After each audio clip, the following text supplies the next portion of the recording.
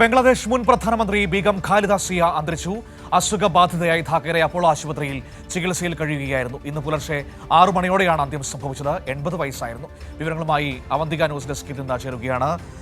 അവന്തിക, ബീഗം ഖാലിദ സിയ ബംഗ്ലാദേശിന്റെ മുൻ പ്രധാനമന്ത്രി അന്തരിച്ചിരിക്കുന്നു. മറ്റ് വിവരങ്ങൾ എന്തൊക്കെയാണ്? മനു, ഇന്ന് രാവിലെയായിരുന്നു അന്ത്യം. അസുഖബാധിതയായി ധാക്കയിലെ ആശുപത്രിയിൽ ചികിത്സയിലായിരുന്നു. ഇന്ന് പുലർച്ചെ 6 മണിയോടെയാണ് അന്ത്യം സംഭവിച്ചത്. ബംഗ്ലാദേശ് നാഷണലിസ്റ്റ് പാർട്ടി ചെയർപേഴ്സണായിരുന്നു. അതുപോലെ തന്നെ ബംഗ്ലാദേശിന്റെ ആദ്യ വനിതാ പ്രധാനമന്ത്രിയായിരുന്നു. ബംഗ്ലാദേശ് മുൻ പ്രധാനമന്ത്രി സിയ റഹ്മാന്റെ ഭാര്യയാണ് ഖാലിദ സിയ.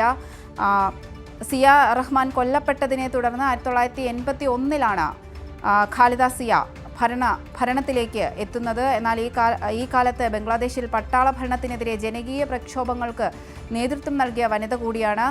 എന്നാൽ തുടർന്ന് 2018 അഴിമതി കേസിൽ തടവിലാക്കപ്പെട്ടു. ആരോഗ്യപരമായ കാരണം ചൂണ്ടിക്കാട്ടി അവരുടെ ശിക്ഷ മരവിപ്പിച്ചു.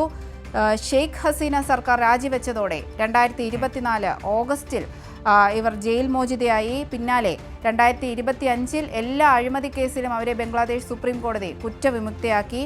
അസുഖത്തെ തുടർന്ന് 1 മാസക്കാലമായി ചികിത്സയിലായിരുന്നു.